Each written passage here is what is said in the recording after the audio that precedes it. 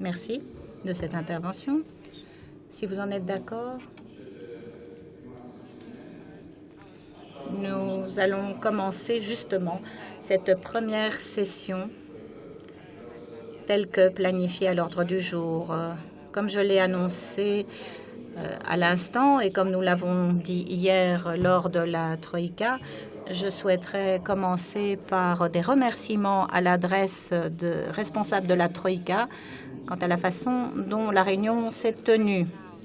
Alors, cette première session que nous vous proposons est une session consacrée aux résultats engrangés sous présidence roumaine. Et vous comprendrez que c'est une session qui nous fait particulièrement plaisir. C'est une session pour laquelle je ne vous cache pas mon optimisme. Lorsque nous avons conduit les travaux tout au long de la présidence, nous avons eu un bon nombre de moments de réjouissance. Et nous avons pour animer cette session, tout d'abord, Madame Vasilika Viorica Dăncilă, Premier ministre de Roumanie, qui va donc prendre la parole pour lancer cette première session de la 61e COSAC. Je vous en prie, Madame le Premier ministre.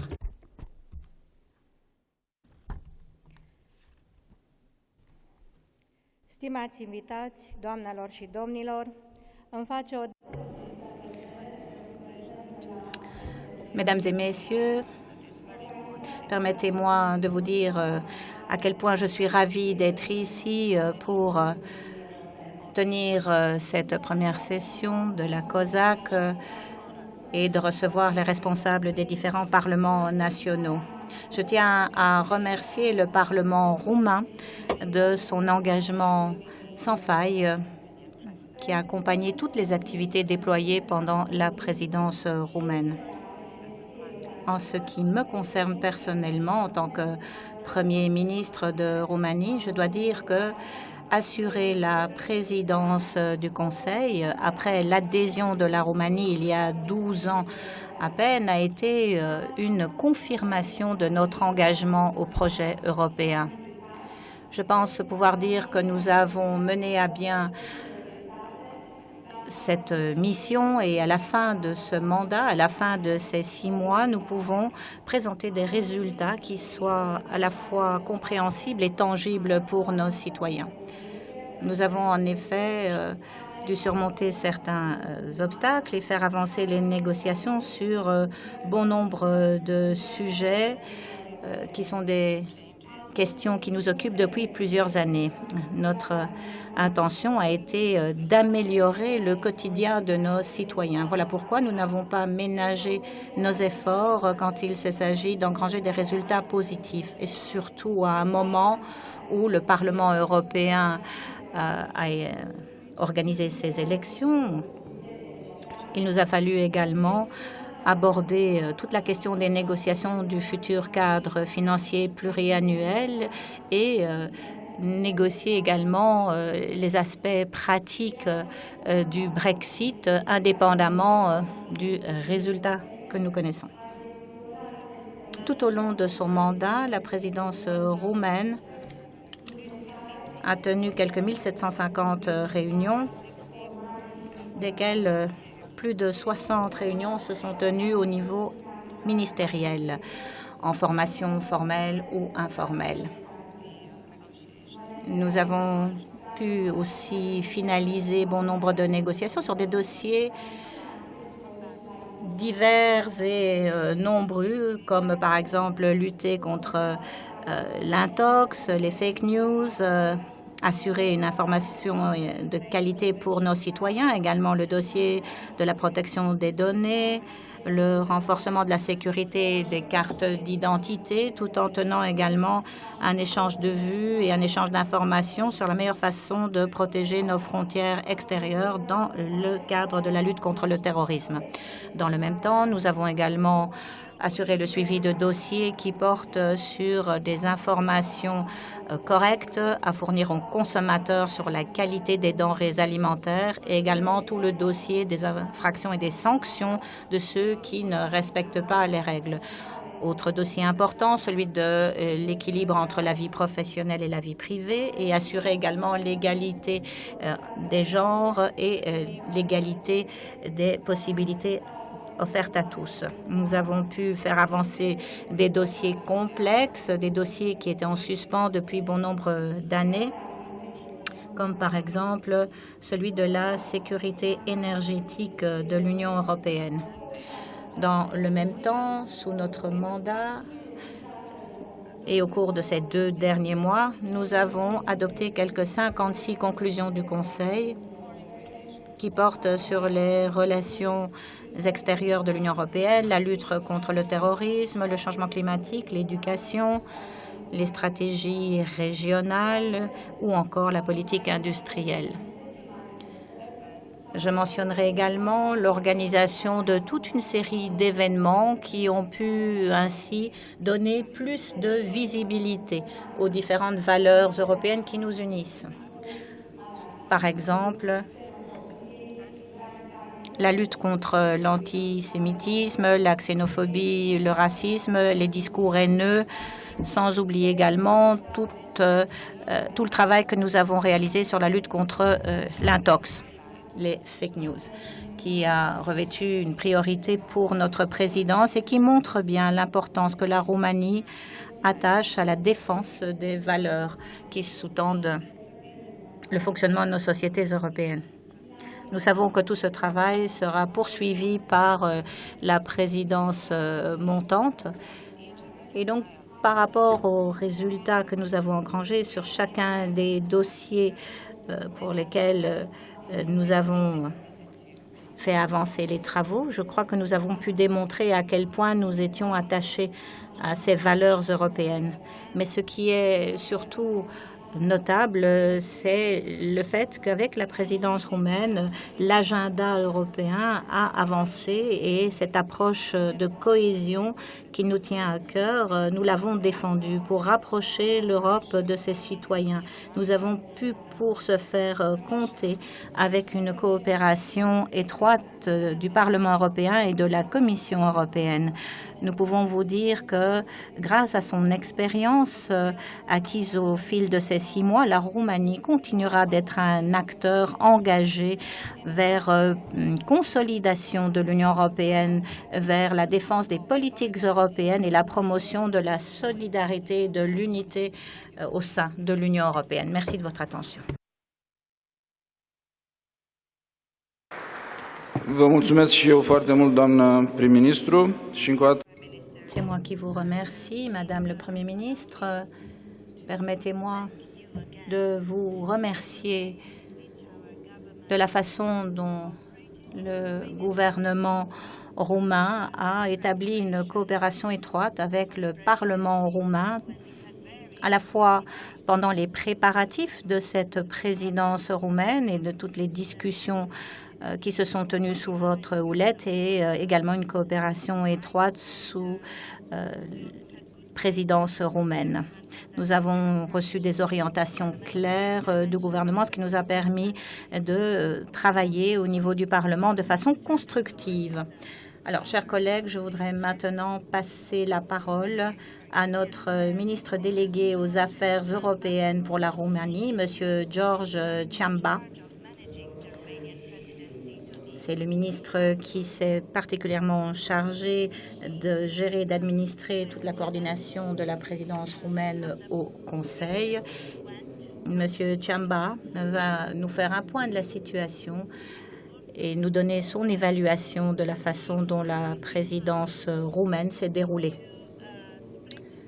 Je demanderai également à Monsieur Ciamba de donner une partie de son temps de parole au secrétaire d'État, Monsieur Nicolas, qui va nous expliquer comment nous avons abordé la perspective de notre présidence. Et ensuite, nous passerons la parole à notre collègue finlandais qui nous fera un petit point de la situation pour nous expliquer comment la Finlande se prépare à assumer la présidence.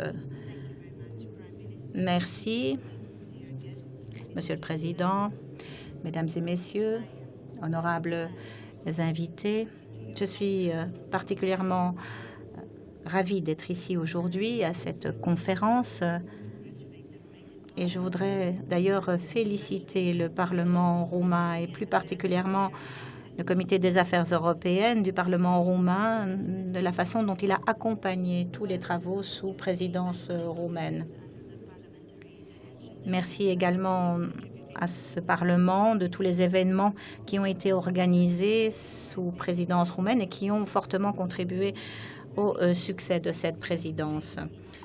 Je pense pouvoir dire que nous avons engrangé bon nombre de succès dans les dossiers que nous avons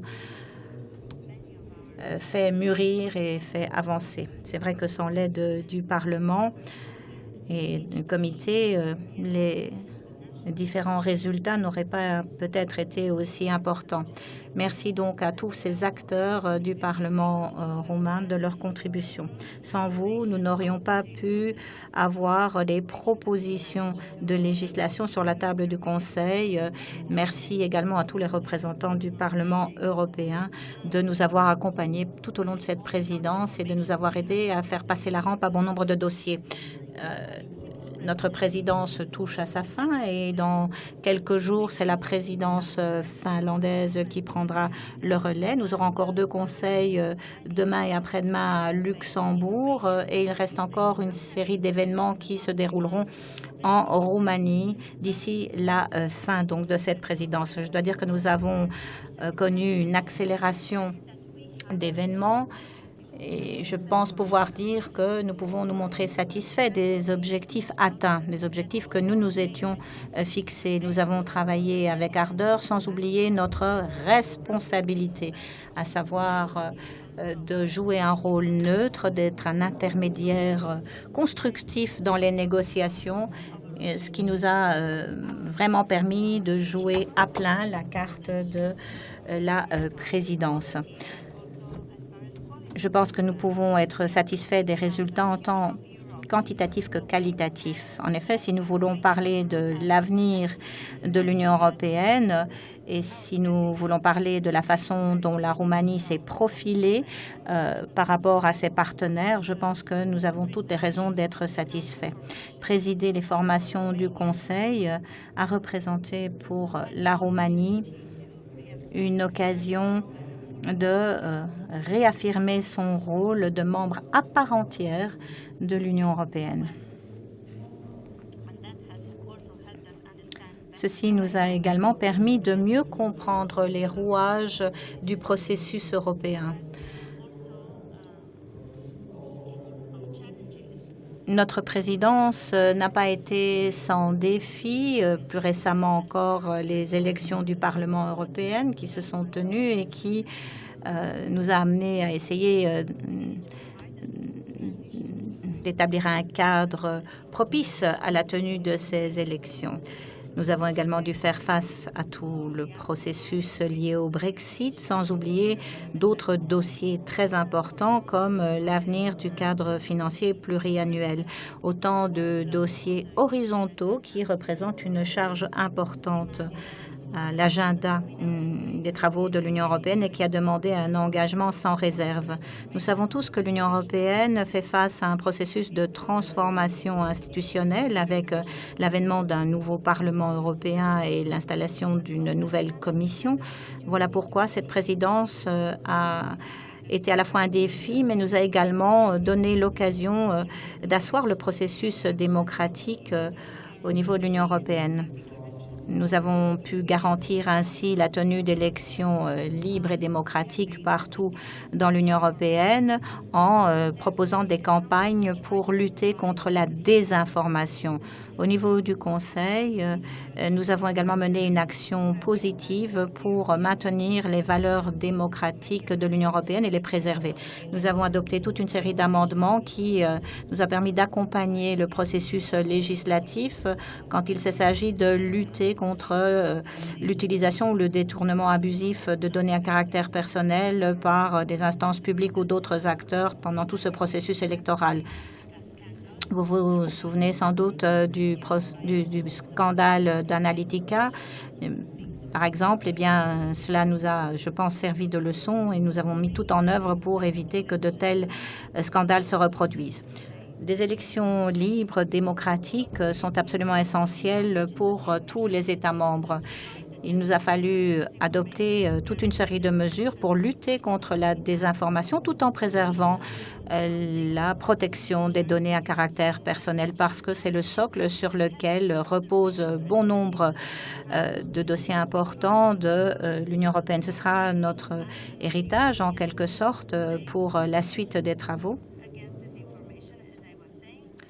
Ce que nous avons pu mettre en place pour lutter contre la désinformation sera, je pense, utile à l'avenir, puisque nous sommes dotés d'un système d'alerte rapide. Je pense que nous avons également, au mieux de nos possibilités, accompagné le dossier du Brexit avec toute une série de mesures législatives qui permettront à l'Union européenne à 27 d'être prête à faire face à ce Brexit que nous ne souhaitions pas, que nous n'avons pas appelé de nos voeux, mais force est de constater que nous devions de nous préparer si nous en arrivons à une situation de sortie du Royaume-Uni sans accord. Nous avons donc pu lancer un processus de réflexion sur la stratégie de l'Union européenne avec à la clé l'adoption de l'agenda stratégique et nous avons également accompagné les négociations sur le futur CFP. Ce processus de négociation était particulièrement délicat et ma formation, le Conseil des affaires générales, a tenu à plusieurs reprises des débats publics sur les perspectives d'avenir liées au prochain CFP. Je pense que tous les succès que nous avons engrangés constitueront des fondations solides pour la poursuite des travaux. Nous avons pu dégager un certain nombre d'accords communs avec le Parlement européen sur 10 propositions sectorielles. Nous avons également arrêté toute une série d'orientations générales au Conseil et je pense que ceci constituera un bon point de départ pour la future présidence finlandaise. Il y a toute une série de précisions également qui ont pu être apportées à bon nombre de dossiers de façon à faciliter les négociations futures de nos chefs d'État et de gouvernement. Je me dois également de mentionner les progrès réalisés par la présidence roumaine sur d'autres dossiers importants qui continuent d'être des priorités pour les travaux futurs et qui se retrouvent dans l'agenda stratégique adopté récemment. Par exemple, sur le changement climatique, notre présidence a mis un accent tout particulier sur un dialogue permanent pour développer une vision commune de l'Union européenne en faveur d'une stratégie de longue haleine qui permettra d'assurer une transformation durable de nos économies. J'espère que, ce faisant, nous avons apporté notre contribution à la définition des conditions adéquates permettant d'assurer une transition équitable pour tous nos citoyens, tout en n'oubliant pas les particularités et les spécificités de tous les États membres. C'était absolument essentiel pour nous tous. En effet, nous avons établi un objectif que nous ne voulons pas oublier, à savoir permettre à l'Union européenne de jouer un rôle de chef de file en tant qu'acteur à l'échelle internationale dans l'obtention des objectifs que nous nous sommes fixés à l'international. Nous avons également travaillé à mettre en place un cadre de prévisibilité qui devrait ajouter une valeur ajoutée pour le parachèvement de l'Union de l'énergie. Nous sommes partis d'une approche réaliste de transition vers une économie à faible intensité carbone. Il faudra bien sûr que les discussions se poursuivent pour l'avenir des possibilités énergétiques de façon à atteindre les objectifs que nous nous sommes fixés.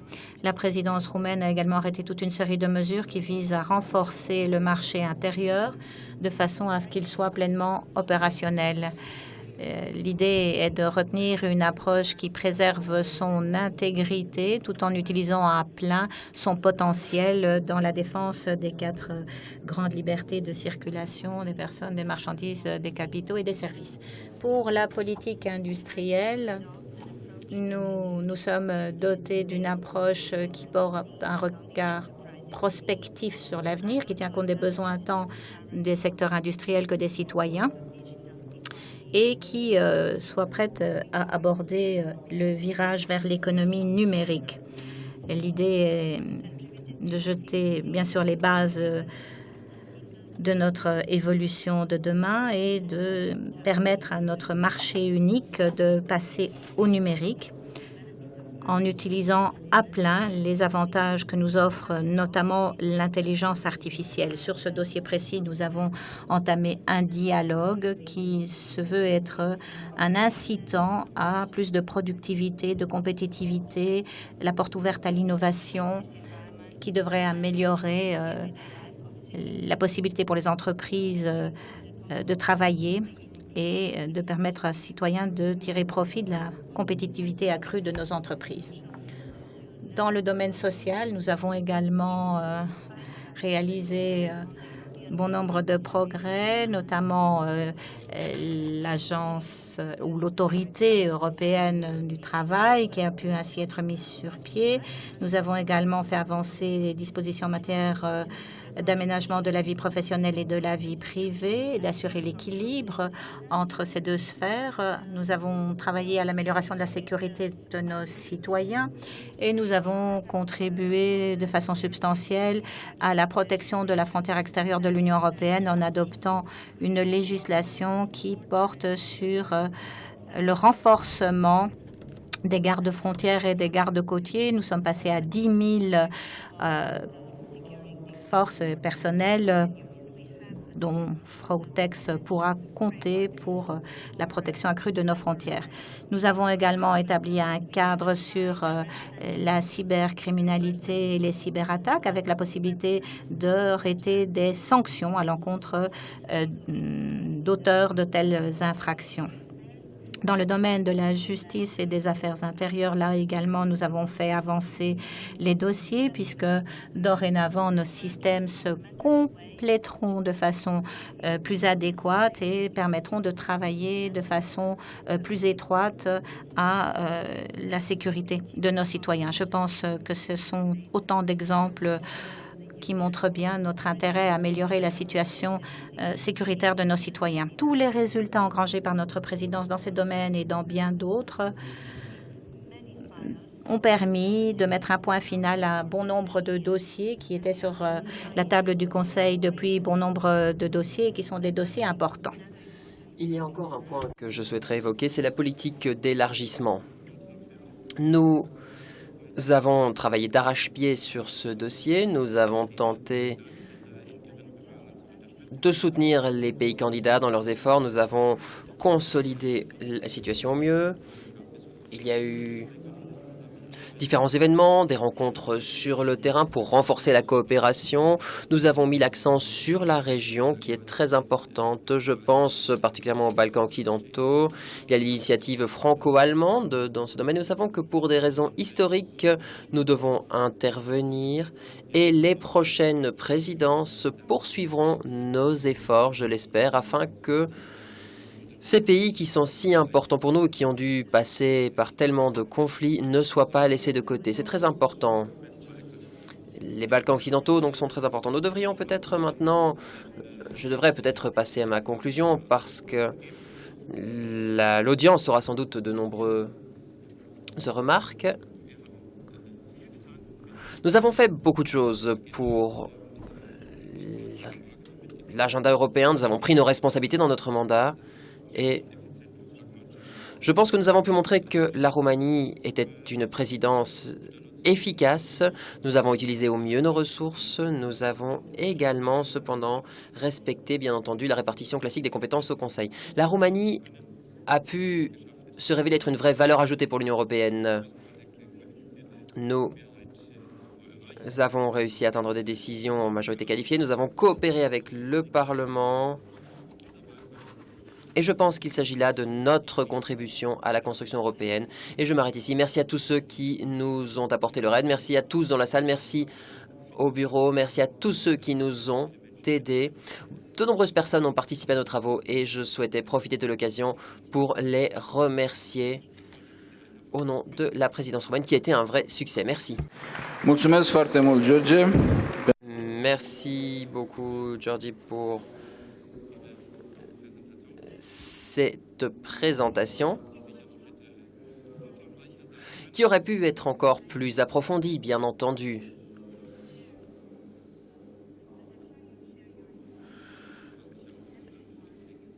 Je crois qu'il était très intéressant pour les collègues de voir ce qu'il en était de la présidence roumaine. Il y a beaucoup de demandes de parole. Plus de 20 personnes souhaitent s'exprimer. Commençons par la première prise de parole. Gisèle Nivat-Boucher du Parlement européen. Je vous demande de vous en tenir à 2 minutes et demie pour vos interventions parce que nous avons beaucoup de collègues qui souhaitent prendre la parole et il faut que chacun puisse s'exprimer sans que l'horaire en soit perturbé. Merci pour votre compréhension.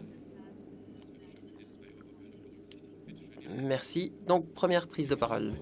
Merci. 2 minutes et demie, c'est plus que ce qu'on a au Parlement, mais je vais passer au roumain si vous le permettez. Chers collègues, je profite de l'occasion pour m'exprimer en tant que membre du PPE du Parlement européen, mais je m'exprime aussi en tant que roumain et je me réjouis, je me félicite des beaux résultats de la présidence roumaine du Conseil. Le président l'a déjà dit, la présidence roumaine a été un véritable succès.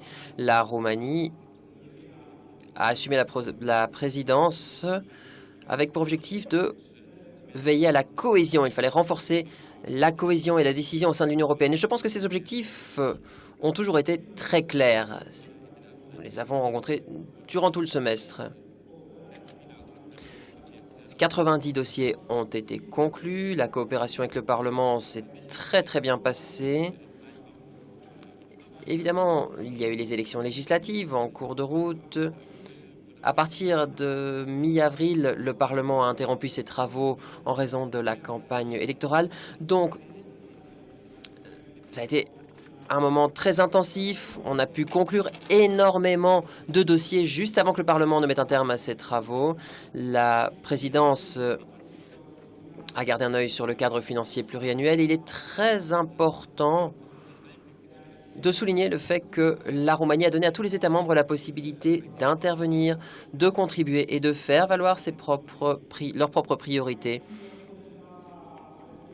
La présidence a permis de discuter de l'avenir et des différentes options qui sont ouvertes. Et moi, je voudrais revenir brièvement sur 3 points qui sont très importants pour le Parlement.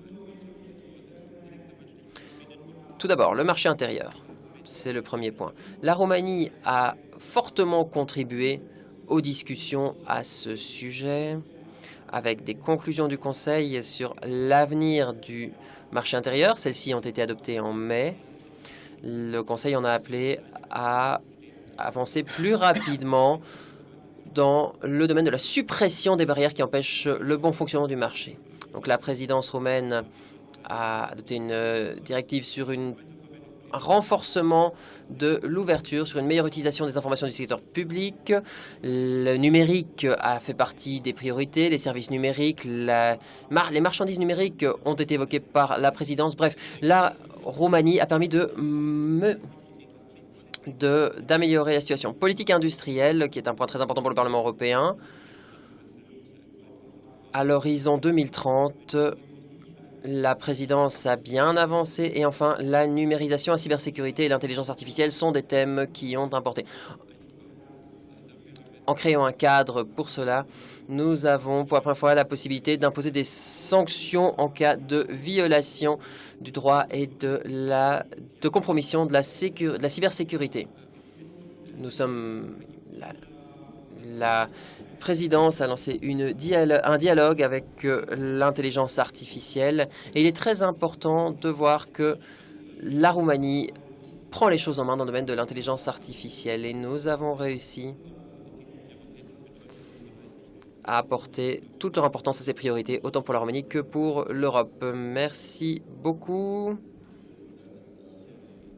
Désolé.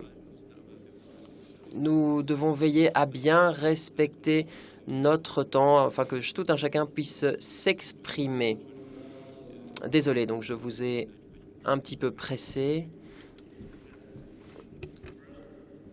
Mesdames et messieurs, donc Monsieur Dragan Sorman, mesdames et messieurs, je remercie la Roumanie pour son soutien à la Serbie durant son processus d'intégration européenne. Cependant, je vais maintenant me tourner vers l'administration bruxelloise. Je ne comprends pas pourquoi les pays des Balkans occidentaux ont été freinés. La Macédoine du Nord et l'Albanie n'ont pas reçu leur candidature pour l'instant. La Serbie ouvre tout doucement certains chapitres. Pour l'instant, la Serbie est prête à ouvrir 5 chapitres et n'en ouvrira que 2 finalement. Je comprends que les chapitres ne sont pas clos tant que les normes nécessaires ne sont pas atteintes dans certains domaines, mais je ne comprends pas votre priorité. Parce que ce n'est que lorsqu'on ouvre les chapitres que les réformes peuvent être lancées. La normalisation des relations entre Belgrade et Pristina sous la houlette de l'Union européenne ont été complètement interrompues. Tout ce qui a été signé dans l'accord de Bruxelles a été respecté par la Serbie. Pristina n'a rien fait. La situation ne s'est pas améliorée dans nos relations et la situation est encore pire à cause de la création d'une taxe de 100% sur les biens qui passent de Serbie à Bosnie-Herzégovine. La rencontre récente à Berlin n'a rien amené. L'annonce donc que la rencontre entre Merkel et Macron avait été reposée parce que Pristina refusait d'abolir ces taxes malgré ce que demandait le monde. Le reste de l'Europe, ça ne va pas. Et j'espère que l'Europe arrivera à résoudre le problème. Sinon, la région deviendra de plus en plus instable. Merci. Mulțumesc foarte mult. Merci beaucoup. Et nous passons avec Alek Kolakowski. Chers collègues, nous félicitons la présidence roumaine pour ses succès. La situation est difficile. La Roumanie s'est montrée un excellent négociateur et a bien avancé dans différents domaines, mais nous regrettons cependant les modifications dans le cadre du paquet de mobilité, donc du train de mesures sur la mobilité.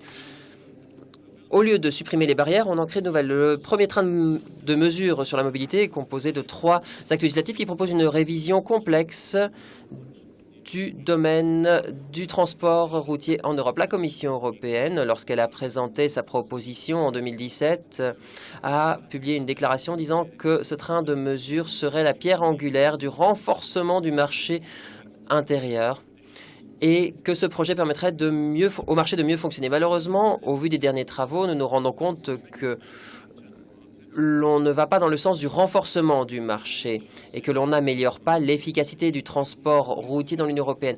Non, nous allons dans la direction opposée. Nous ne faisons que renforcer la charge administrative et créer de nouvelles barrières sur le marché. Permettez-moi de vous rappeler que le transport routier européen joue un rôle très important dans l'économie de l'Union européenne. Le transport de marchandises emploie plus de 600 000 opérateurs. Bref, le fonctionnement et la compétitivité du marché jouent un rôle essentiel dans la constitution du PIB européen, dans la création de nouveaux emplois. Ce secteur mérite un cadre juridique équitable et solide au niveau européen qui permettra de stimuler son développement et d'assurer le bon fonctionnement du marché unique, tout en veillant dans le même temps à imposer des principes réalistes. Dans ce contexte, j'en appelle à tout un chacun pour que durant nos travaux sur le premier paquet train de mesures, nous adoptions des mesures et des solutions durables et bien préparées qui permettront d'améliorer les conditions de travail des chauffeurs, mais qui permettront également d'apporter une vraie valeur ajoutée pour le secteur du transport routier.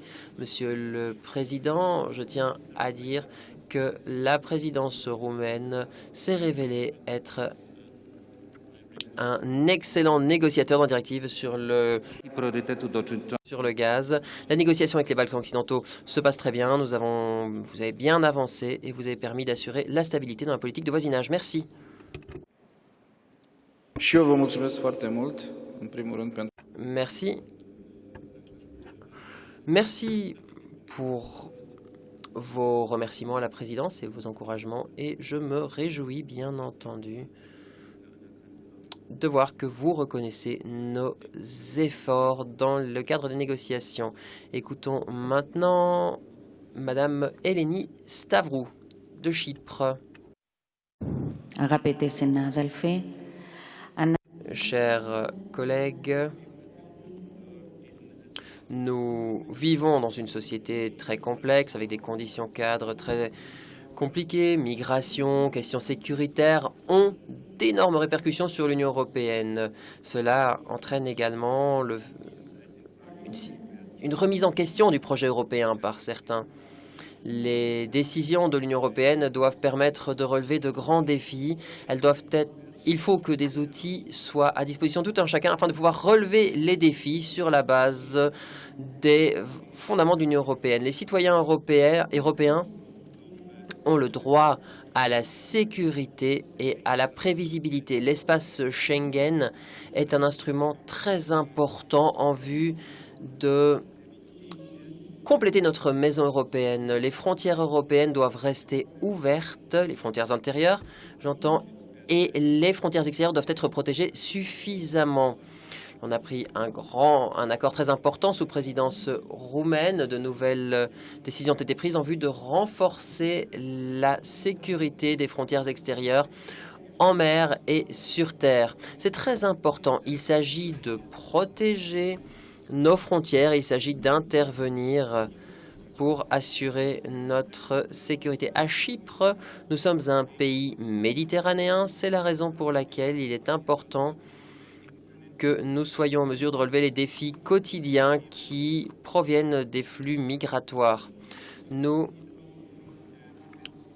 attendons beaucoup de choses des récentes décisions et la création d'un cadre sur l'interopérabilité entre les différents mécanismes d'information joue un rôle très important pour nous, autant dans le domaine juridique que dans le domaine de la politique étrangère. Il s'agit de lutter contre la migration illégale et Chypre s'associe aux initiatives qui vont dans ce sens et la coopération entre les forces armées des États membres est très importante également. Il s'agit là d'une étape très importante visant à rendre l'Europe plus indépendante militairement parlant. Nous devons prendre des mesures qui nous permettent de développer une vraie politique de défense qui permettra de défendre les intérêts des citoyens et qui permettra de contribuer à la sécurité des frontières. Une partie de notre pays est occupée par la Turquie. C'est la raison pour laquelle la politique étrangère de l'Union européenne est extrêmement importante pour nous. Merci. Merci beaucoup. Écoutons maintenant Richard Orchik de Hongrie. Merci, Monsieur le Président. Permettez-moi de commencer par remercier la présidence roumaine pour son travail. Nous savons tous que l'Europe est confrontée à un renouvellement institutionnel. Et je voudrais nous épargner l'application automatique du principe des candidats tête de liste, parce que de toute façon, c'est la prérogative du Conseil de nommer le président de la Commission. En outre, je pense qu'il est plus important que jamais de veiller à respecter l'équilibre géographique dans le processus de nomination. Monsieur le Président, à Budapest, nous supervisons dans ma commission les principales questions, CFP, crise de la migration et le Brexit, mais je crains que nous ne puissions pas arriver à un accord rapide. Nous ne pouvons pas accepter la réduction de certains postes budgétaires du CFP et nous pensons que la cohésion et la sécurité des citoyens demandent des financements supplémentaires. En ce qui concerne le Brexit, Monsieur le Président, j'en appelle à un retrait ordonné. Cela va dans notre intérêt conjoint.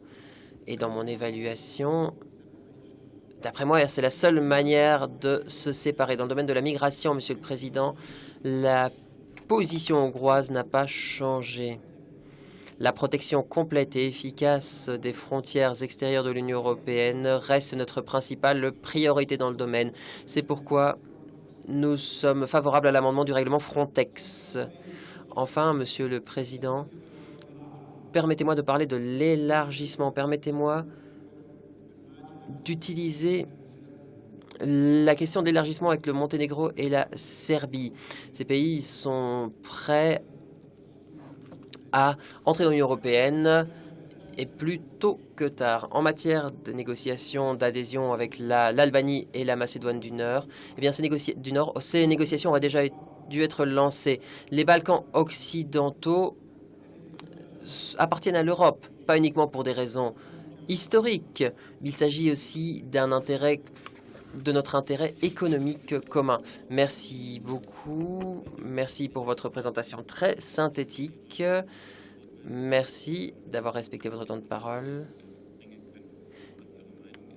Et nous savons exactement ce qui vous importe au niveau des priorités européennes. Donc merci. Et maintenant, écoutons Madame Regina Bastos du Portugal. Muito obrigada, Sr. Presidente. Merci, Monsieur le Président. Monsieur le Président, chers collègues, permettez-moi de commencer par des félicitations à l'adresse de la présidence et du Parlement roumain de tout le travail réalisé au cours de ce dernier semestre. Période qui a été semée d'embûches avec le Brexit, l'organisation des élections européennes au mois dernier, mais cette présidence a dû faire face et gérer des dossiers importants et très ambitieux. Et vous avez réussi à mener à bien les travaux avec courage et ambition, notamment en mettant en avant la cohésion comme valeur commune de tous les Européens. Et clairement, la cohésion, pour nous, est quelque chose d'essentiel. Et la défense de cette valeur est absolument essentielle si nous voulons atteindre les objectifs d'une Europe unie et solidaire qui met en avant le bien-être de nos citoyens. Nous avons adopté, et il faudra poursuivre le travail, un agenda en matière de convergence qui va permettre de mieux lutter contre les écarts dans le développement et de relever les défis de l'ère numérique, de l'innovation et des changements qui touchent le marché de l'éducation et du travail. Attirer notre attention sur l'Europe du social est absolument essentiel. La migration, la solidarité de nos États membres, la lutte contre le terrorisme et d'autres formes de criminalité sont absolument essentiels si nous voulons une Europe plus solidaire, plus sûre, une Europe déterminée et courageuse lorsqu'il s'agit de lutter contre le racisme, la xénophobie ou toute forme de populisme. Alors, s'agissant du changement climatique, les jeunes ont pris le dossier à bras-le-corps et ça doit constituer un objectif important pour nous tous. Il est important de rappeler que le comportement et le parachèvement de l'Union économique et monétaire ainsi que les propositions du prochain CFP pour 2021-2027 sont des dossiers qui doivent rester prioritaires. Nous devons aboutir car nous risquons, si nous n'y arrivons pas, de miner plus encore la confiance de nos citoyens. Merci.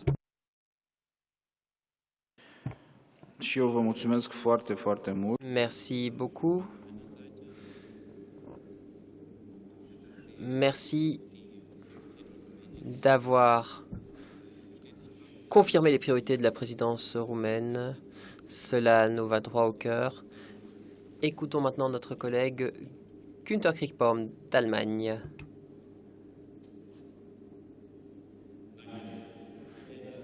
Monsieur le Président, Angela, chers collègues, merci pour tous vos efforts, merci pour ce que vous avez fait ces 6 derniers mois. Nous n'avons que 24 heures par jour et nous savons que vous ne vous êtes pas ménagés. Merci. Nous sommes en train de participer à une conférence interparlementaire et l'un des thèmes principaux est de savoir comment nous allons nous repositionner après les élections européennes. Nous étions engagés il y a plus de 5 ans pour le principe des candidats tête de liste Richard s'était prise dans votre famille politique, mais nous pensions que l'Europe avait besoin, notre Europe avait besoin de visages. Et c'est là le problème. Il y a 5 ans, Jean-Claude Juncker avait obtenu la plupart des voix. Et pour Martin Schulz, c'était clair. Il avait dit, voilà, maintenant, je vois que nous pouvons imposer ce principe de candidat tête de liste. Et c'était très sain de la part de Martin Schulz. Maintenant, cette fois-ci, les choses se sont passées un peu différemment, car cette lutte de pouvoir au sein du Conseil, nous sommes en train de le perdre. Donc, c'est le Parlement européen contre le Conseil européen. Et cela pose problème. La participation était très importante parce que nous avons affiché des visages dans la campagne. Mais nous sommes en train de tromper nos électeurs. Parce que dans 5 ans, nous ne pourrons plus réutiliser notre principe des candidats tête de liste parce que plus personne ne croira dans la population. Nous sommes en train de nuire à notre propre crédibilité. Et c'est donc un appel que je lance ici à tous ceux qui pensent avoir une influence quelconque sur les collègues du Parlement européen, mais également sur les gouvernements. Nous devons être prudents. Nous, en tant que parlementaires, nous ne devons pas nous laisser prendre nos moyens. Nous avons veillé à parlementariser la politique européenne ces dernières années. Et donc, j'en appelle tout un chacun à renforcer la crédibilité du Parlement européen, car le Parlement risque de perdre toute sa crédibilité et la population européenne risque de ne plus vouloir participer au processus électoral si nous continuons sur cette voie. Merci. Merci beaucoup, Günther, pour cette intervention très claire. Merci pour votre intervention sur ce problème européen qui doit nous tenir à cœur en tant que parlementaires, en tant que députés. Merci pour vos conseils. Nous avons déjà parlé de la chose au mois de janvier, je m'en souviens bien, lors de la préparation de la COSAC. Merci beaucoup, cher ami. Écoutons maintenant Vitalino Canas du Portugal.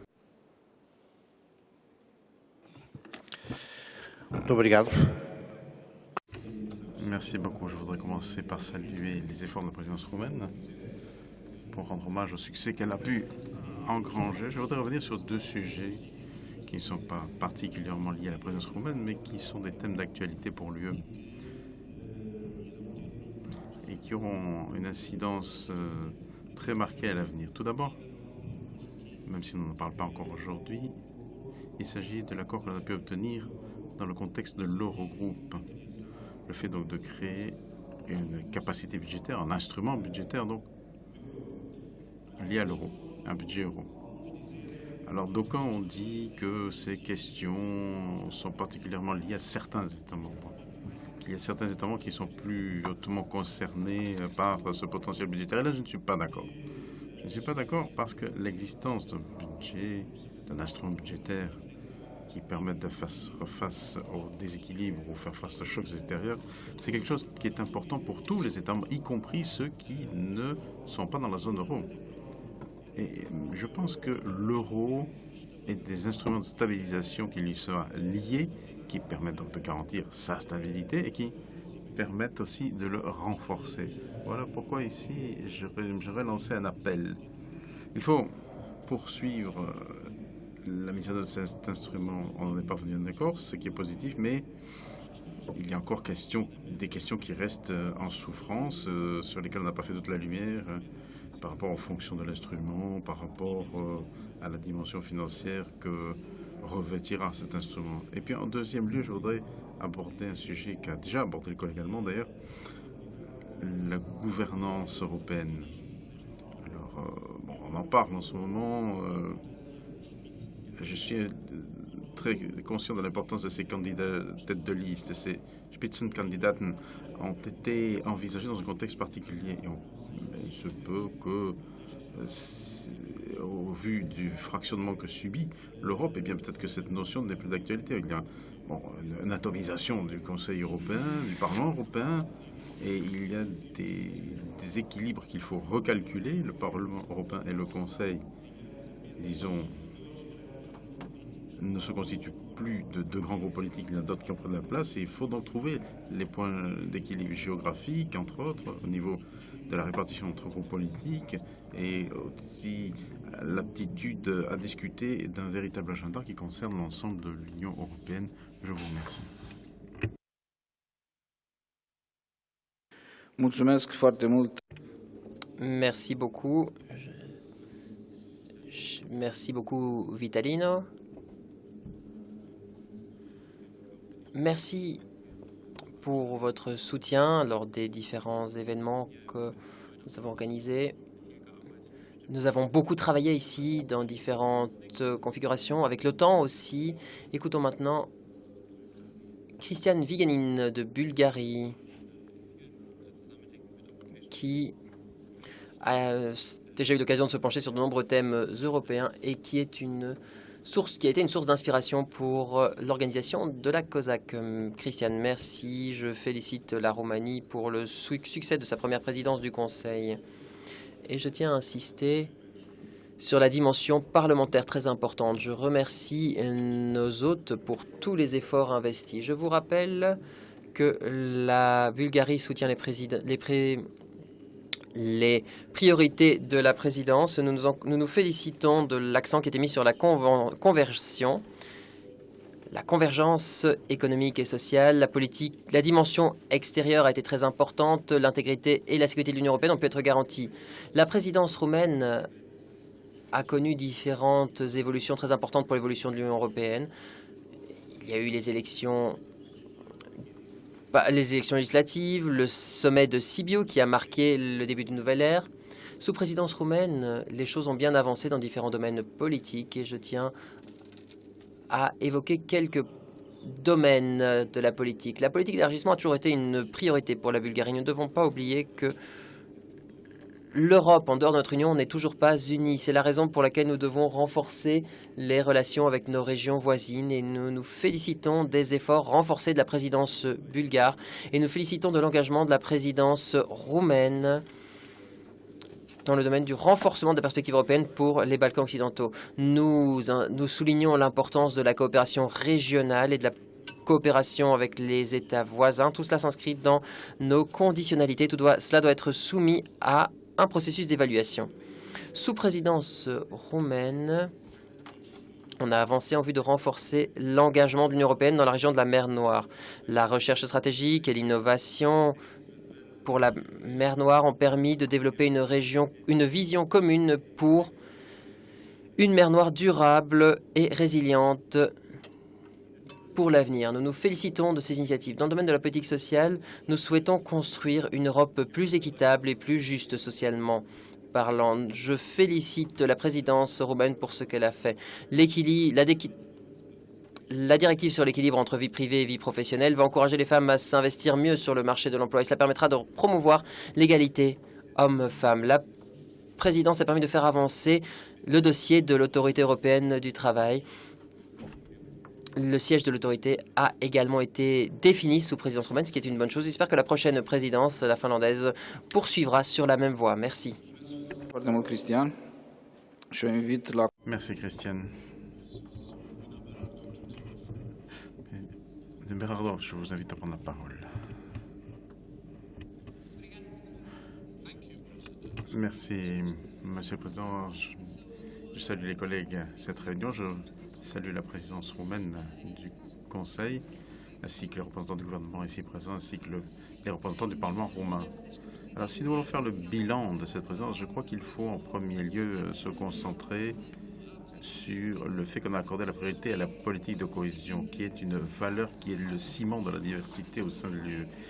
Cette diversité, a priori, constitue l'une des lignes de force entre projets européens au vu de l'ampleur de l'UE et des défis qu'elle doit relever. Je crois qu'il faut planifier.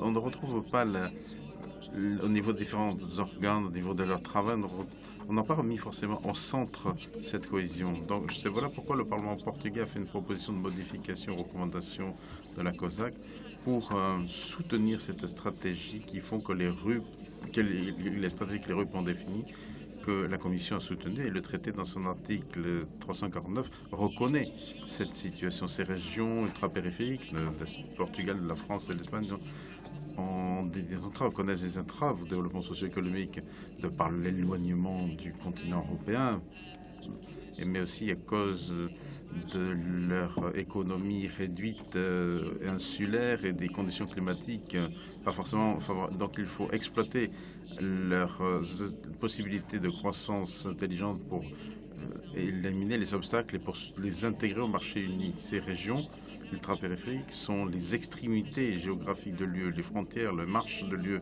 au niveau économique, au niveau géostratégique. L'ultra-périphérie de l'Europe est le garant de la présence européenne sur les autres continents. Et je pense que dans le contexte des négociations pour le CFP et par rapport aux négociations pour le prochain cycle institutionnel, il serait essentiel que parmi tous les efforts déployés centrifuges, on n'oublie pas les régions qui garantissent la présence de l'Union dans des conditions difficiles, mais qui représentent un potentiel énorme en termes d'innovation. Donc il ne faut pas oublier le rôle de ces régions ultra-périphériques. Merci beaucoup. Merci beaucoup. L'Albanie. Je vais donner la parole à Roudina Hadjali. Merci beaucoup. Je remercie la présidence, je félicite la présidence pour le succès qu'elle a pu engranger. Je remercie la Roumanie pour le soutien qu'elle a apporté à l'Albanie. C'était un partenaire indéfectible pour la région des Balkans. Dans le cadre des discussions sur l'élargissement, l'Albanie est un pays candidat depuis 2014. Nous attendons dans l'antichambre de l'Union européenne depuis 6 ans quasiment maintenant. Et après 2 recommandations positives de la Commission européenne, nous nous sommes retrouvés face à un verrou pour ce qui est de l'ouverture de négociations. L'Albanie a fait preuve de détermination pour s'avancer sur la voie européenne. Nous avons déjà engrangé de grands résultats qui sont irréversibles. La réforme de la justice est avérée un incontournable, un virage pour fortifier nos institutions et pour lutter contre la corruption. Beaucoup reste à faire, bien sûr, au niveau de nos institutions, mais nous sommes convaincus que notre partenariat avec les pays de l'Union européenne et le fait d'ouvrir des séances de négociation ne pourrait que renforcer nos réformes démocratiques et notre détermination. Ces négociations d'adhésion ne veulent pas dire un élargement automatique. Nous en appelons aux collègues néerlandais et français qui semblent peu convaincus d'accepter les négociations d'adhésion avec l'Albanie. Nous leur demandons de nous soutenir et ne pas laisser la migration et d'autres thèmes entraver la voie au pays des Balkans. Il ne faut pas oublier les promesses de Thessalonique. Nous sommes ici parce que ce qui nous unit est plus important que ce qui nous désunit. Donc, nous espérons que les discussions d'adhésion pour la République de Macédoine du Nord et l'Albanie pourront commencer rapidement. Merci. Merci beaucoup. Je suis désolé, j'ai oublié un orateur, Harold Farrogia pour Malte. Désolé. Désolé, chers collègues. Je vous donne la parole. Monsieur le Président, j'aimerais vous livrer mes pensées dans ma propre langue, le maltais en l'occurrence. J'aimerais commencer par remercier la présidence roumaine, la féliciter pour les succès qu'elle a obtenus au cours de ces 6 mois. Vous avez déjà bouclé pas mal de dossiers majeurs et vous avez tiré des conclusions suite à des conseils des ministres. On est parvenu à des accords transitoires sur certains accords. Le ministre est revenu sur ses succès, mais je voudrais mentionner certains qui sont essentiels pour l'union de l'énergie, l'union des marchés capitaux, l'élargissement, la cybersécurité, le marché unique du numérique, ainsi que le paquet consommateur. Et je ne cite que quelques dossiers parmi tant d'autres. Vous n'avez pas eu beaucoup de temps à disposition, puisqu'il y a eu les élections, et puis vous avez vraiment exploité cette fenêtre de tir qui était très resserrée, parce qu'il y a eu aussi les trilogues qui ont pris du temps, et puis vous avez mené cette présidence dans une période de turbulence avec les négociations sur le Brexit. Puis il y avait beaucoup d'autres nuages qui se sont amoncelés, les problèmes gouvernementaux, tripartites, qui ont remis en cause même le projet européen par rapport aux élections européennes, avec de nombreuses attentes. Mais globalement, vous êtes parvenu vraiment à susciter mon admiration puisque vous avez laissé une empreinte indélébile à la politique de cohésion. Vous avez mis cette politique de cohésion en avant de votre plan de marche, ce qui est très important pour nous parce que la politique de cohésion est l'instrument économique et financier essentiel pour nous en tant qu'Européens. Et je suis un petit peu déçu parce que je sais que vous avez fait de votre mieux. Vous avez tenté de travailler dans ce secteur, mais vous n'avez pas forcément obtenu la coopération que l'on aurait pu escompter.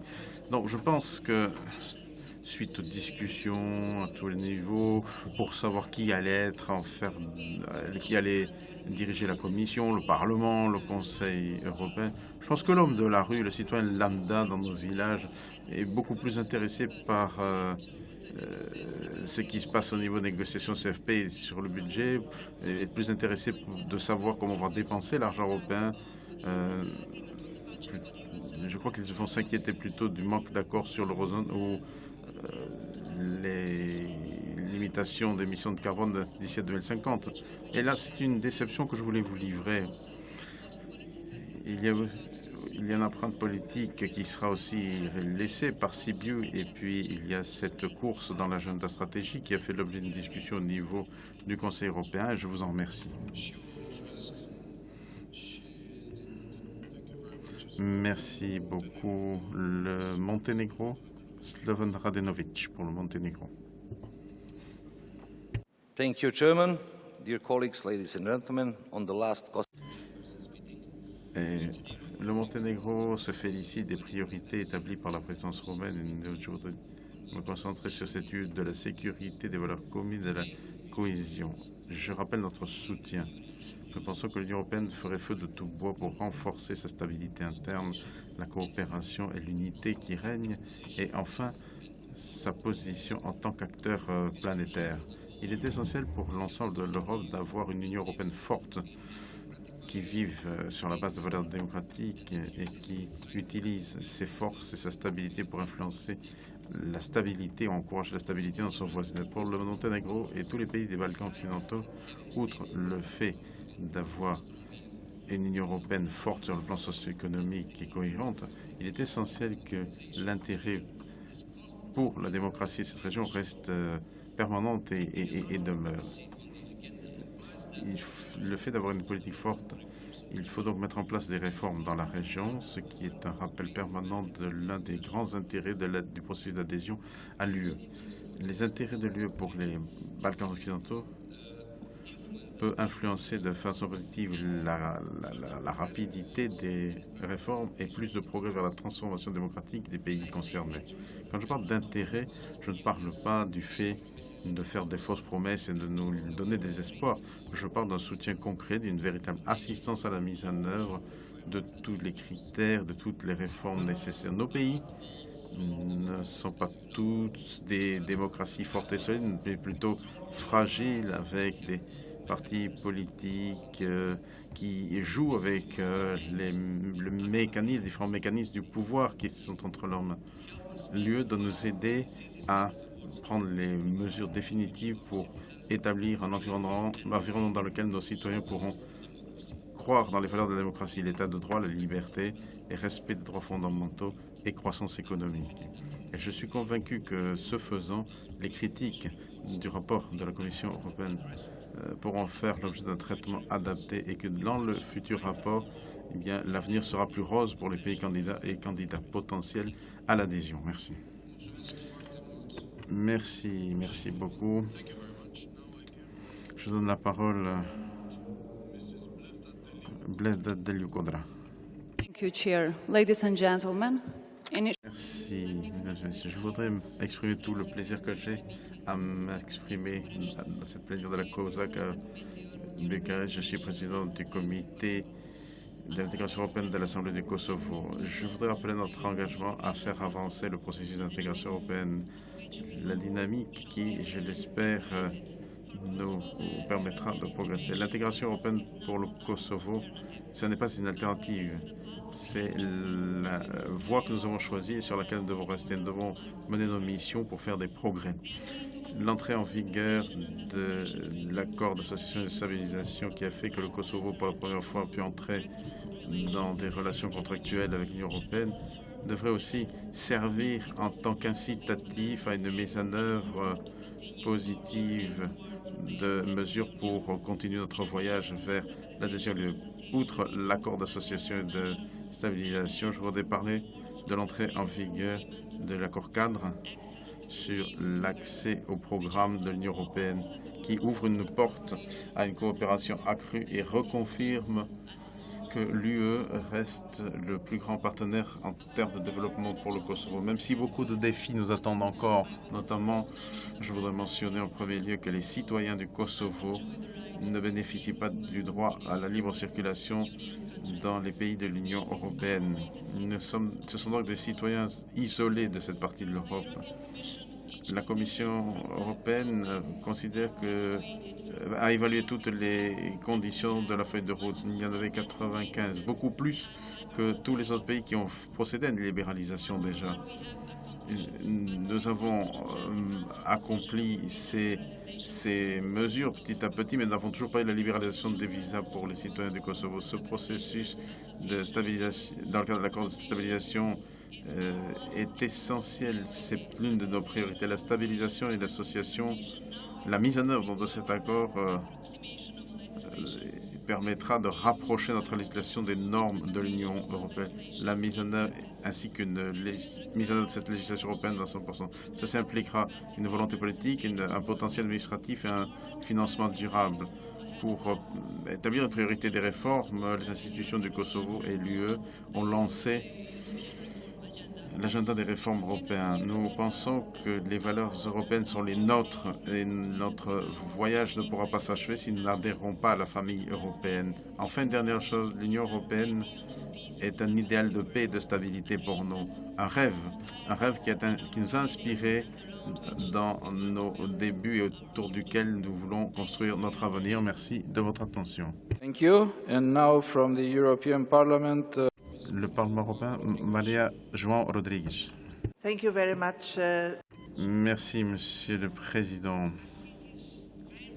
Je crois qu'il est essentiel de saisir l'occasion qui s'offre à nous, ces conférences de la COSAC, pour discuter entre nous.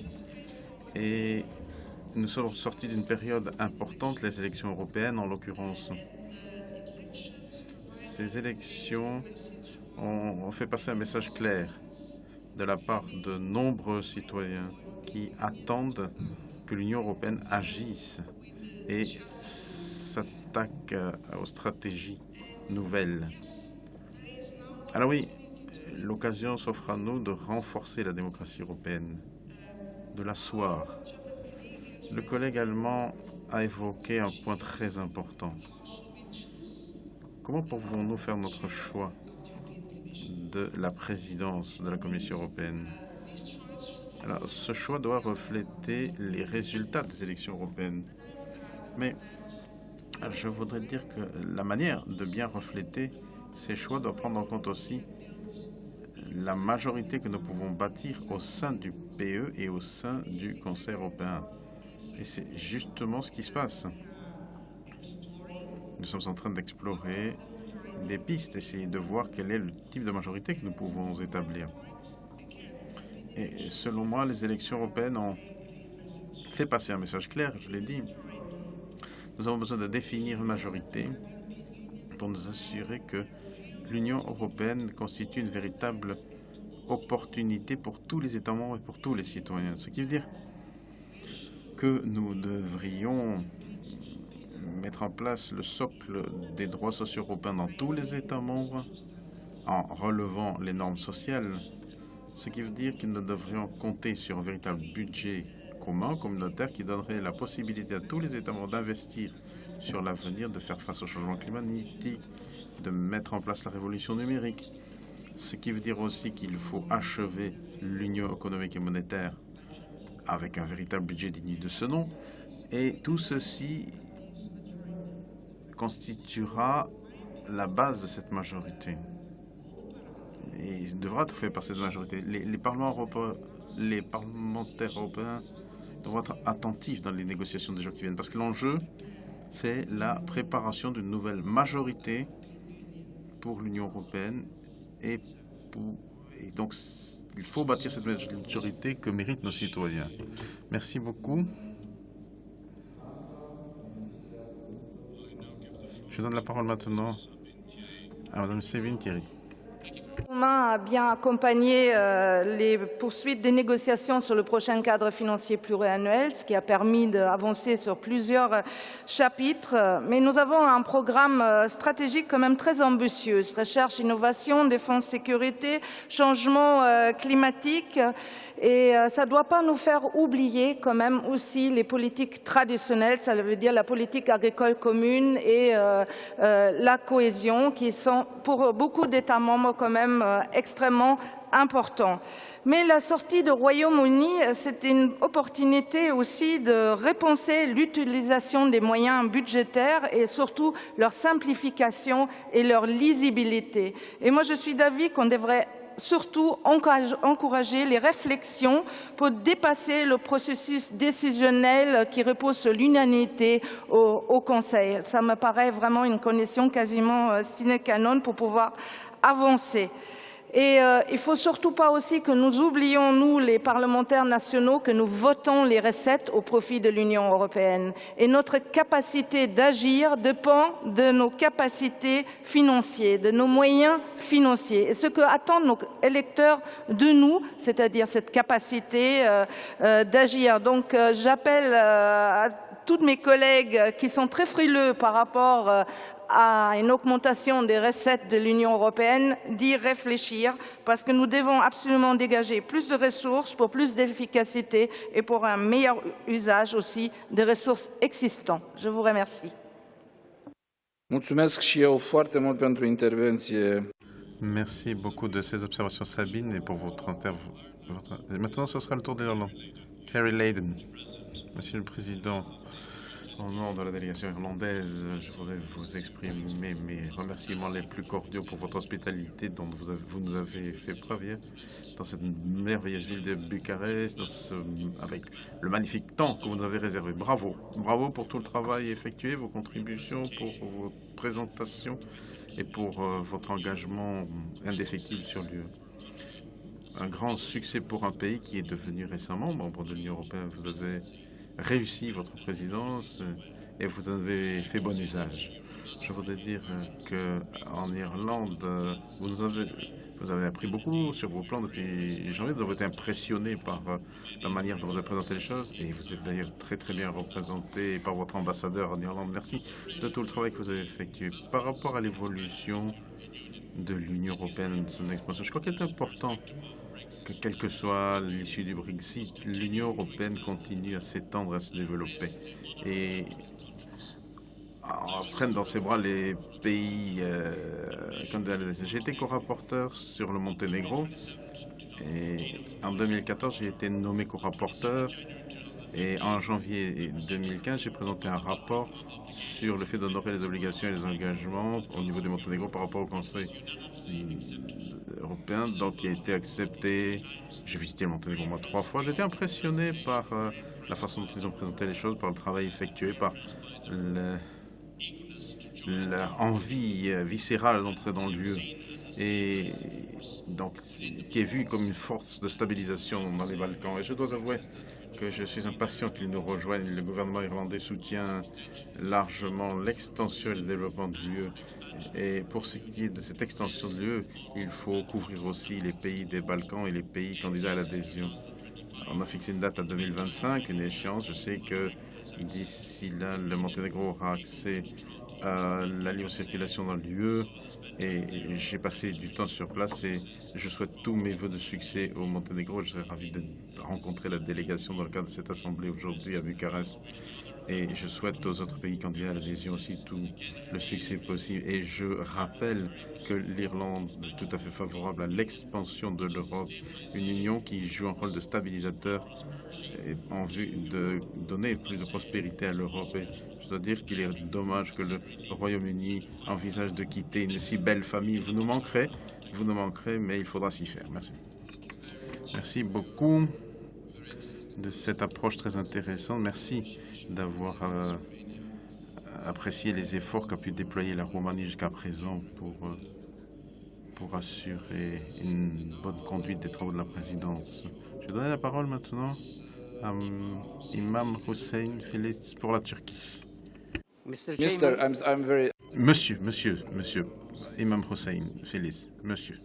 Rectifie le président. Monsieur le Président, Mesdames et Messieurs, j'aimerais tout d'abord dire que la Roumanie est un partenaire stratégique, un allié et notre grand voisin. Nous sommes prêts à renforcer notre partenariat qui s'appuie sur deux piliers, sécurité et coopération économique.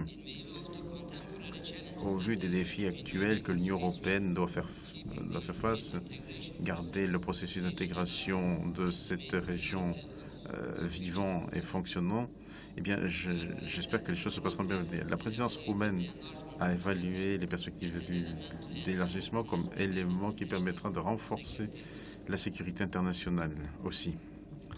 La Turquie se félicite du fait que la question de la migration était considérée comme une priorité par la Roumanie. Nous sommes ravis de voir que la Roumanie a fait de gros efforts pour renforcer la coopération entre les États membres de l'UE, les pays de transit et les pays d'origine.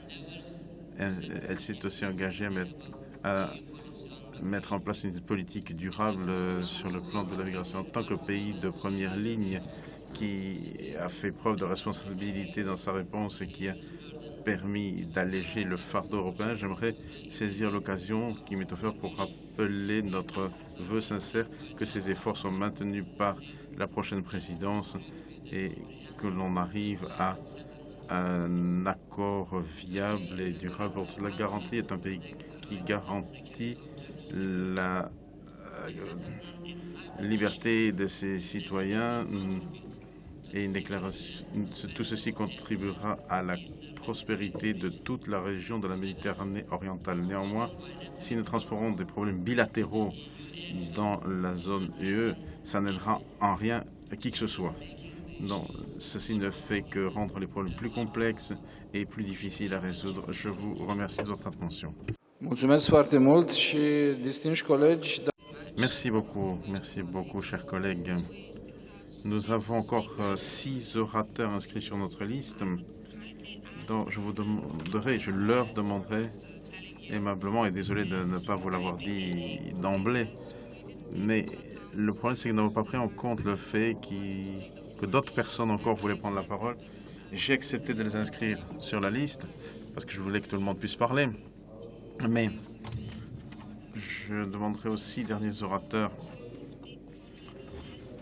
de prendre un peu moins de temps dans leurs interventions pour donner la possibilité au secrétaire d'État Victor Nicolas de prendre la parole. Donc, je pense que vous en conviendrez. Et nous allons dépasser le temps imparti pour la première séance de travail parce qu'en fait, nous essayons d'organiser un débat exhaustif. Donc, j'aimerais pouvoir conclure ce débat sans empêcher qui que ce soit de prendre la parole. Et j'espère que vous serez tous d'accord avec moi. Donc, je vais donner la parole maintenant à Anne Mulder des Pays-Bas. Monsieur Mulder, pardon. Merci, Monsieur le Président. Bon nombre d'intervenants ont parlé de l'élargissement à de nouveaux pays. Et je pense sincèrement que nous avons besoin d'une discussion ouverte sur le sujet. Et je peux vous dire que la discussion se passe au Parlement néerlandais. Chaque fois que l'on évoque la question de l'élargissement par le passé, on déplorait que cet élargissement ne se faisait pas suffisamment rapidement. Et je me dois de dire, hélas, que la Roumanie a été également candidate en 2007 pour l'adhésion à l'Union européenne avec tout un mécanisme de cohésion, coordination, et il fallait que la Roumanie lutte contre la corruption et la criminalité organisée dans son pays, et elle a dû également passer par cette période temporaire. 10 ans après l'adhésion, force est de constater que la Roumanie continue de lutter contre ces phénomènes. Alors, je peux vous dire que parfois, une adhésion trop rapide ne permet pas justement de mettre en place ces mesures. Et je voudrais donc m'adresser à ceux qui sont intervenus pour dire qu'il faudrait que la Roumanie puisse aller jusqu'au bout de ce mécanisme auquel elle a adhéré. En adhérant, je pense que c'est une bonne chose pour les pays candidats à l'adhésion que de parcourir ce chemin. Merci. Merci de cette intervention. Nous resterons attentifs, nous resterons vigilants. Et je donne la parole à Gerard Crowell pour l'Irlande. Merci, Monsieur le Président, et félicitations pour la façon dont vous présidez cette réunion. Monsieur le Président, la nouvelle guerre se situe dans l'espace numérique. C'est le nouveau champ de bataille et cette guerre est quotidienne. Alors, la cybersécurité doit être abordée de façon différente. Nos technologies militaires et de défense sont essentielles. Ce qui m'importe, c'est la protection de nos DPI, droits de protection intellectuelle, de systèmes bancaires et financiers, et surtout notre système industriel. Dans cette guerre, nous serons toujours avec un temps de retard.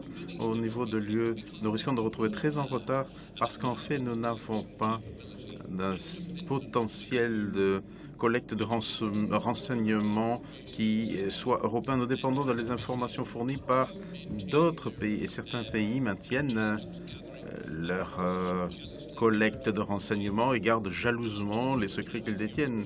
Tant que l'Europe ne partagera pas le renseignement par le biais d'une agence centrale, nous continuerons d'avoir les mêmes problèmes. Les problèmes liés à la cybersécurité, les problèmes liés à la migration et le terrorisme secondaire. Il faut donc faire circuler l'information dans l'UE. Et si nous n'y arrivons pas, les problèmes ne feront que s'exacerber. Et ceci permettra à ceux qui veulent nous exploiter de circuler librement dans l'UE. Alors je pourrais parler d'autres éléments, mais j'en parlais lors de la deuxième session. On parle des entreprises. L'expansion de l'UE, l'extension vers les Balkans occidentaux. Alors, on pourrait soutenir ceci du point de vue économique. Il y a un retour marginal, bien sûr, sur le plan économique, mais on a parlé aujourd'hui de paix, de stabilité, et le collègue de la Turquie a parlé de problèmes bilatéraux. Eh bien, s'il y a des problèmes bilatéraux, il faut les résoudre avant que nous nous étendions vers cette partie du monde. J'en resterai là. Merci du temps que vous m'avez consacré. Merci de ces paroles aimables.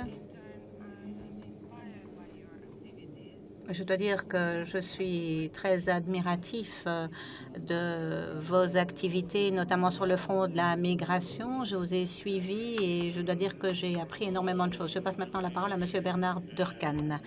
Oui, Monsieur le Président, je voudrais remercier la présidence roumaine de la façon dont vous avez conduit cette présidence avec professionnalisme en établissant des liens étroits avec différents États membres dans des circonstances difficiles, de véritables défis, mais vous avez montré que vous étiez tout à fait à même d'établir ces contacts et ces liens et d'avancer avec professionnalisme. Des défis, il y en aura toujours, il y en a aujourd'hui, il y en aura demain.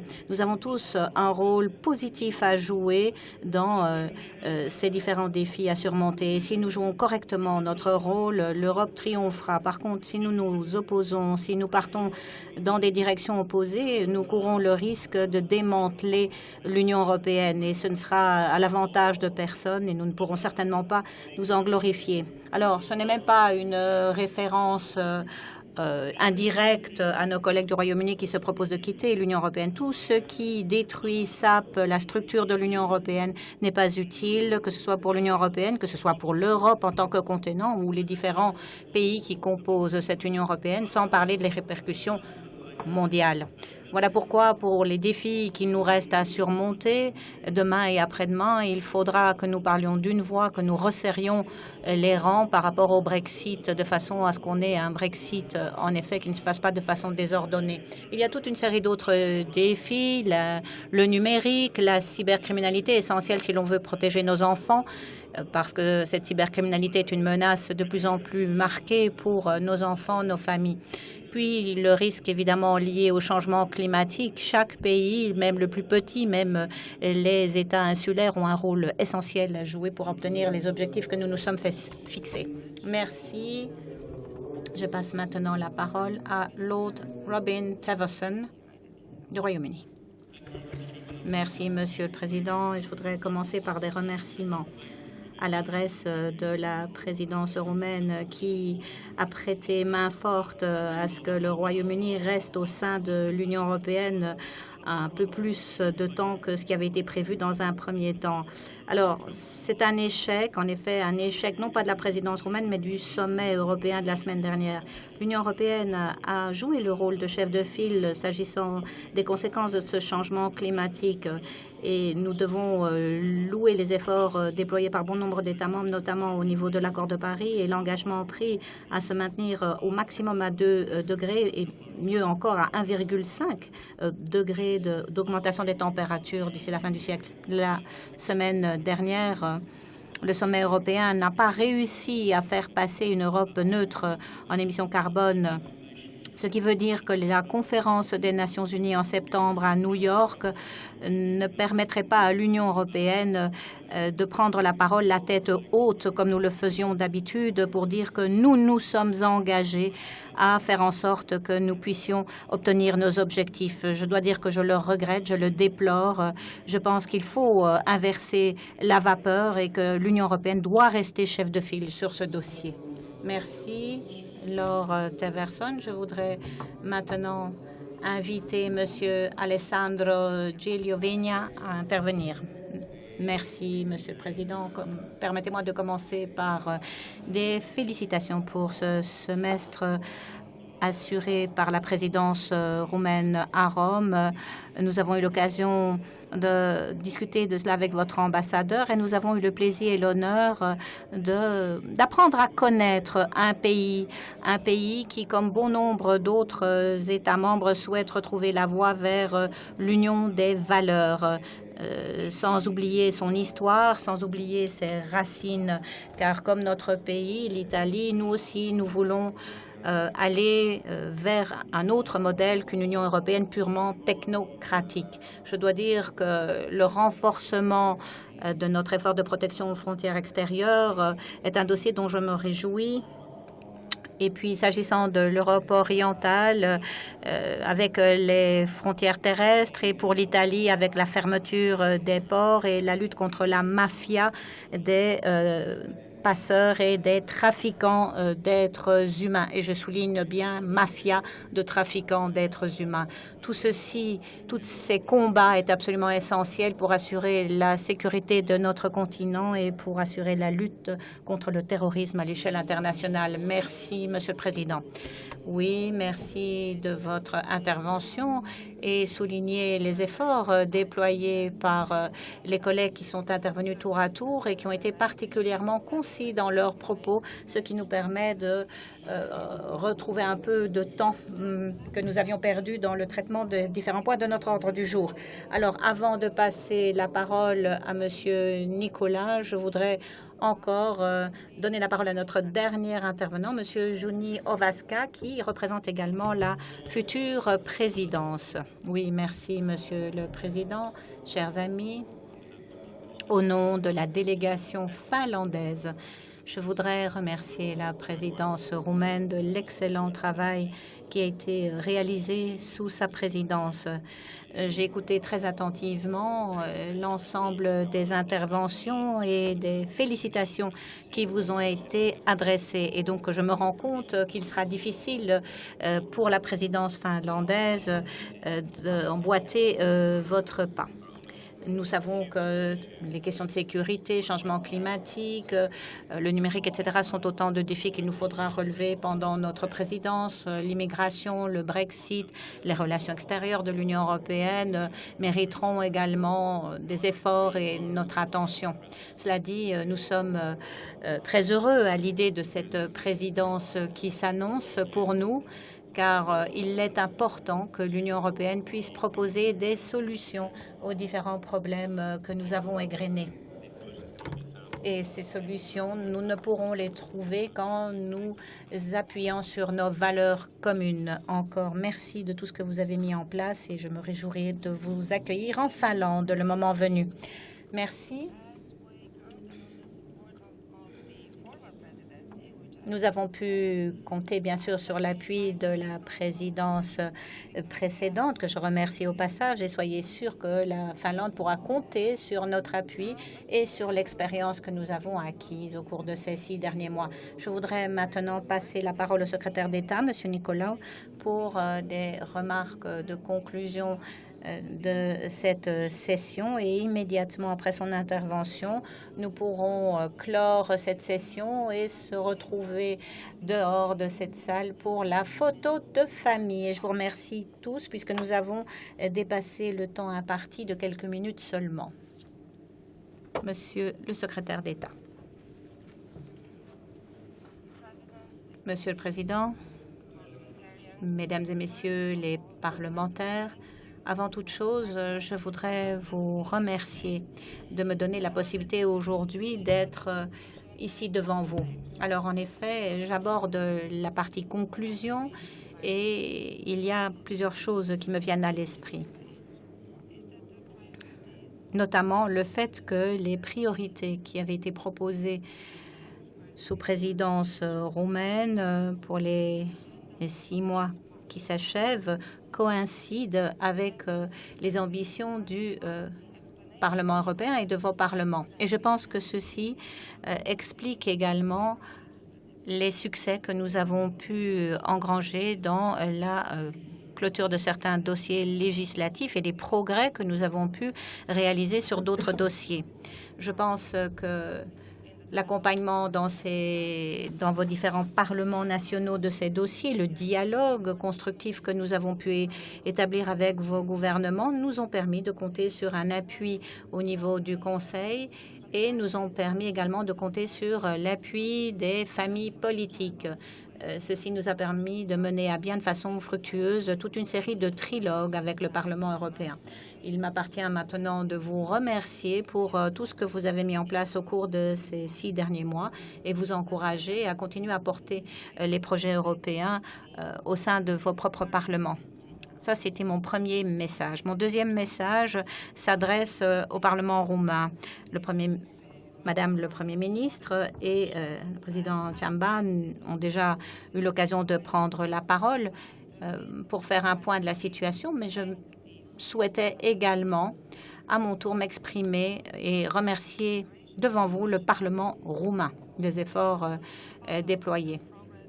Parlement qui a suivi de très près toutes les propositions de planification que nous leur avons soumis pour notre présidence. Tout a été traité dans les comités et commissions spécifiques de notre Parlement avec des orientations qui nous ont été données et qui nous ont permis également de mieux mettre en œuvre les priorités que nous avions proposées pour notre présidence.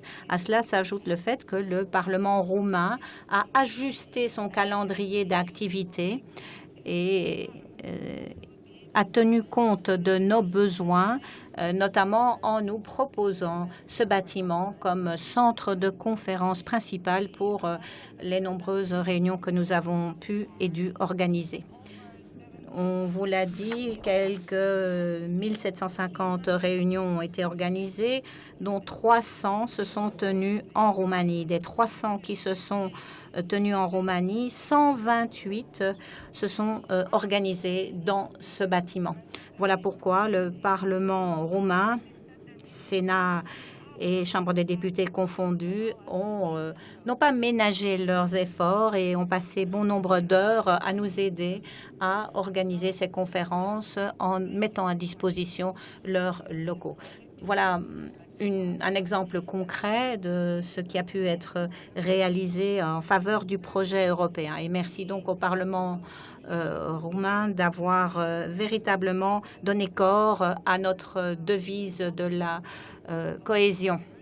Merci donc aux deux chambres et aux différentes commissions, comité des affaires étrangères, des affaires européennes des deux chambres, et merci également au secrétariat général des deux chambres du travail commun qu'ils ont déployé. Merci.